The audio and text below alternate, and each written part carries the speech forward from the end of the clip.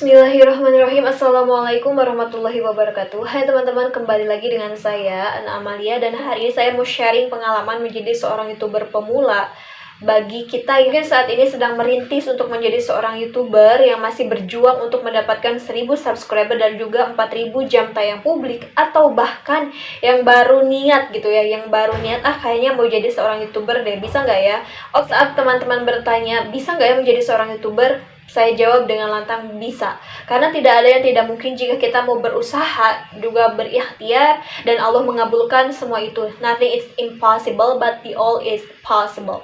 Jadi manjada wajada itu yang selalu saya yakinkan dalam diri, manjada wajada. Di mana ada kemauan, di situ juga pasti Allah sediakan jalan. Di sini saya akan berbagi beberapa tips menurut pengalaman saya selama berada di dunia per-YouTuber ini. Walaupun Masya Allah saya juga masih pemula banget. Langsung saja, tips yang pertama saat teman-teman memutuskan untuk menjadi seorang YouTuber adalah harus niat.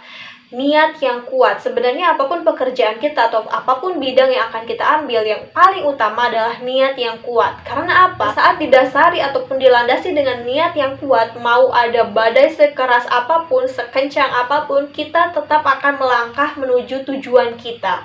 Jadi saat teman-teman udah membulatkan hati, oke, saya mau jadi YouTuber nih, pokoknya apapun yang saya upload, ada yang nonton ataupun enggak, saya akan selalu upload.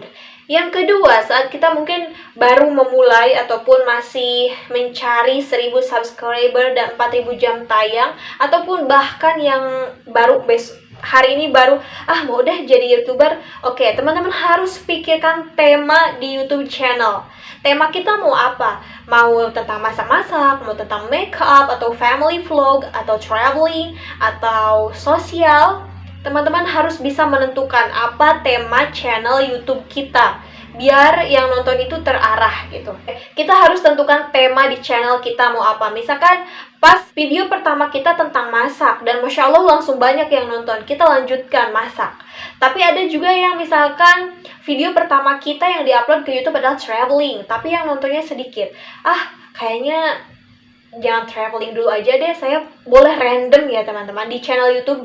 Menurut saya untuk awal-awal kita itu boleh random upload video apa aja, karena saya juga dulu pas awal-awal upload video pertama saya itu membahas tentang sidang skripsi.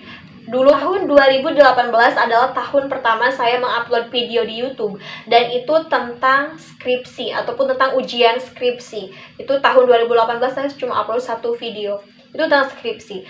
Dan saya pernah skripsi, pernah juga video motivasi tentang reaction, kemudian review produk, dan pada akhirnya saya yang sekarang berjalan ini mengenai family vlog. Jadi menurut saya boleh random dulu, kemudian dilihat sebenarnya orang-orang yang menonton kita ataupun subscriber kita ini sukanya kita ngapain gitu. Karena sebenarnya menjadi YouTuber ini kayak kita tuh jualan teman-teman, jualan jasa. Apakah jasa kita ini disukai atau tidak, dan apa yang penonton kita sukai di channel kita ini. Yang ketiga, ide karya harus original. Well, sekarang ini menurut saya saat kita mengupload video secara original, kemampuan kita ataupun keadaan kita di rumah, di lingkungan kita itu bakal secara natural menemukan ide-ide selanjutnya. Karena kalau ide kita nggak original, kedepannya kita bakal bingung, hari ini oke ada, besok ngapain lagi dan ngapain lagi. Karena tidak bisa dipungkiri kalau menjadi seorang YouTuber harus banyak ide. Yang dimaksud karya original di sini menurut saya saat kita, misalkan contoh saya berada di kampung saat ini, kemudian realita kehidupan saya seperti ini, jadi buatlah video yang sedang kita jalani aja gitu. Nggak usah misalkan kita adanya di kampung tapi kita sok-sokan kota ataupun seperti apa, itu malahan nanti bakal capek sendiri dan ide bakal hilang. Jadi kalau misalkan ide kita original, insya Allah Allah akan memberikan ide-ide selanjutnya. Yang keempat adalah jadi diri sendiri. Jadi diri sendiri ini yang masih berdekatan dengan karya kita yang original. Kalau karya tadi di lingkungan kita, yang original di lingkungan kita, jadi diri sendiri adalah ya udah saat kita bikin video nggak usah dijadikan orang lain. Kalau misalkan kita ngomongnya di keseharian kayak gini, misalkan bahasa Indonesia yang logatnya masih Sunda-Sundaan, ya udah jadi diri sendiri aja.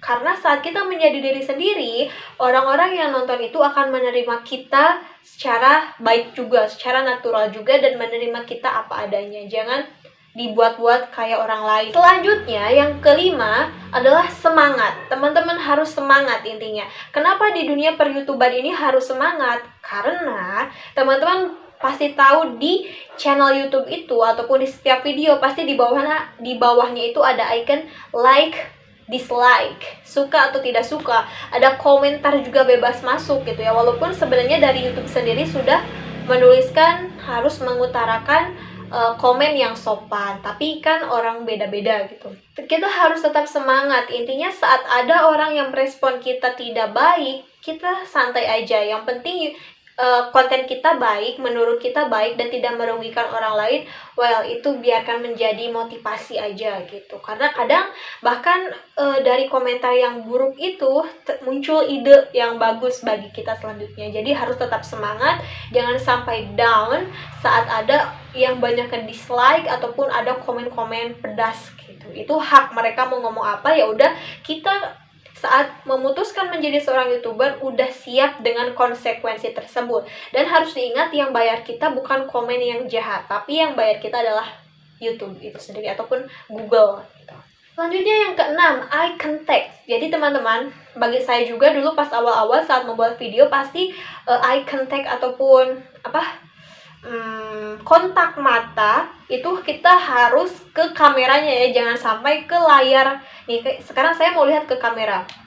Berarti saya lihat teman-teman, tapi saat saya lihat diri saya di layar, saya tidak melihat ke teman-teman. Itu kayaknya aneh kan kayak gitu. Jadi jangan lupa eye contact. Jadi kita bisa berkomunikasi dengan para subscriber ataupun penonton. Selanjutnya, kita harus bisa konsisten. Ya, kenapa harus konsisten? Karena segala sesuatu itu istiqomah yang paling sulit. Kenapa harus konsisten? Jangan sampai misalkan kayak saya dulu upload 1 tahun sekali, itu tuh nggak banget gitu ya teman-teman. Gimana mau subscriber nambah, gimana mau jam tayang nambah, kita aja males bikin videonya. Jadi untuk awal-awal menurut saya ya minimal seminggu sekali atau 2 kali atau 3 kali itu lebih baik. Tapi kalau misalkan kita sibuk, ya udah pokoknya seminggu minimal sekali harus upload. Kenapa harus konsisten? Jadi gini, saat kita upload hari ini, misalkan yang nonton cuma 1 ataupun 2, karena itu saya alami dulu, yang nonton tuh paling 1, 2, udah 20 jam aja baru 1, atau bahkan belum ditonton gitu ya. Tapi kita jangan sampai down. Besoknya, males kemarin nggak ada yang nonton, jadi nggak mau bikin video, itu jangan. Besoknya harus tetap upload lagi, karena kita nggak pernah tahu video yang mana yang akan boom, video mana yang akan membuat kita mempunyai 1000 subscriber dan juga 4000 jam tayang. Jadi harus konsisten gitu.